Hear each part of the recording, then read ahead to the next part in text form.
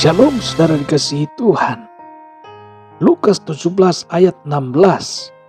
Lalu tersungkur di depan kaki Yesus dan mengucap syukur kepadanya. Orang itu adalah orang Samaria. Belajar dari orang Samaria. Siapakah orang Samaria? Orang Samaria adalah penduduk wilayah Israel bagian utara yang dulunya menjadi wilayah kerajaan Israel. Sejak abad ke-6 sebelum Masehi, ada pertentangan antara orang-orang Samaria dengan orang-orang Yahudi Haredi yang berlangsung hingga masa di Perjanjian Baru. Pertentangan tersebut terutama disebabkan alasan kesukuan. Orang Yahudi Haredi menganggap orang-orang Samaria tidak berdarah Israel murni karena merupakan hasil pernikahan campur orang Yahudi dengan non-Yahudi. Singkat kata, orang Samaria hanya dilihat dengan sebelah mata oleh orang Israel. Diperlakukan sebagai warga negara kelas 3, alih-alih kelas 2. Penyakit kusta. Ayat yang kita baca ini saudara bercerita tentang 10 orang kusta yang disembuhkan oleh Yesus. Tetapi dari 10 orang tersebut hanya 1 orang yang kembali kepada Yesus. Menghampiri Yesus, tersungkur di depan kaki Yesus dan mengucap syukur kepada Yesus. Orang ini adalah orang Samaria, warga negara kelas 3. Orang yang tidak dihargai oleh orang Israel. Penyakit kusta adalah penyakit kulit yang parah, menjijikkan dan membuat orang sangat menderita. Indonesia adalah negara peringkat keempat penderita kusta terbesar di dunia. Nah, pada masa di zaman Yesus, penyakit kusta belum ada obatnya, baik untuk pencegahan maupun pengobatan. Menurut hukum agama Yahudi, penyakit kusta dianggap sebagai kutukan dari Tuhan. Seperti yang dialami Raja Uzia. 2 Tawari 26 ayat 16-19.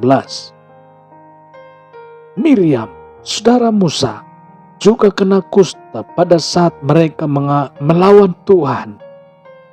Orang yang kena kusta saat itu dianggap najis, sampah masyarakat, dan tidak boleh bergaul dengan orang-orang lain.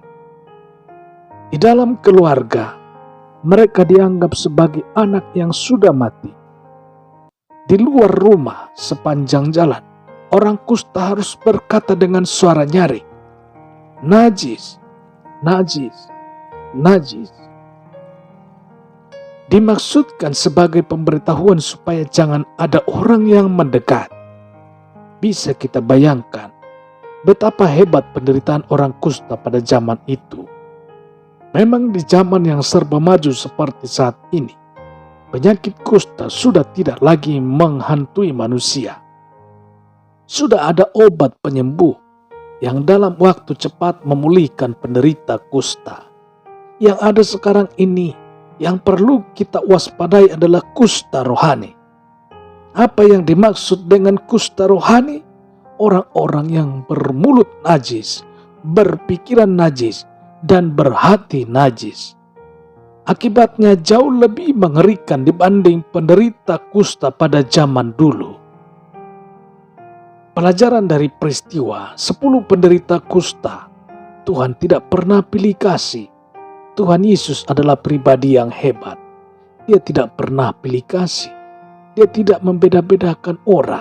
Dia juga tidak melihat apakah orang itu baik atau jahat. Dia juga tidak pernah mempermalukan orang menurut kelas sosial. Orang-orang kayakah atau orang-orang melaratkah. Siapapun dapat datang mendekat kepadanya. Anda kenal siapa diri saudara? Pertanyaan mendasar yang perlu kita renungkan adalah, apakah kita kenal siapa diri kita saat menghampiri Tuhan? ada orang yang terlalu yakin dengan dirinya sehingga dengan ceroboh melayani Tuhan tanpa memperhatikan kekudusan hidupnya. Apa yang dimaksud dengan hidup kudus? Hidup kudus bukan hanya soal tidak berzina, tidak membunuh, tidak mencuri saja, tetapi juga mestinya menjaga mulutnya, tidak memprovokasi, tidak menghasut, tidak menyebarkan kebohongan, tidak menghakimi, tidak menceritakan dosa dan keburukan orang lain. Kita harus sabar bahwa Tuhan memang mengasihi kita. Tetapi kita juga harus tahu bahwa kita tidak dapat mendekati Dia, apalagi melayani Dia tanpa kekudusan. Coba perhatikan orang-orang kusta itu. Pada saat bertemu dengan Yesus, mereka tidak berani menghampiri Yesus. Mereka berdiri agak jauh dari Yesus. Mereka sadar, mereka tahu bahwa mereka adalah orang-orang najis. Simon Petrus adalah teladan juga buat kita ketika dia menyadari bahwa baru saja membuat mukjizat, mengangkat dia dari keterpurukan adalah Yesus Tuhan. Oleh sebab itu, Petrus tersungkur di depan Yesus dan berkata, Lukas 5 ayat 8, Tuhan, pergilah daripadaku, karena aku ini seorang berdosa. Saudara, kenali siapa diri kita. Seperti penderita kusta itu, Tuhan tidak pernah pilih kasih saat kita menghampirinya. Puji Tuhan.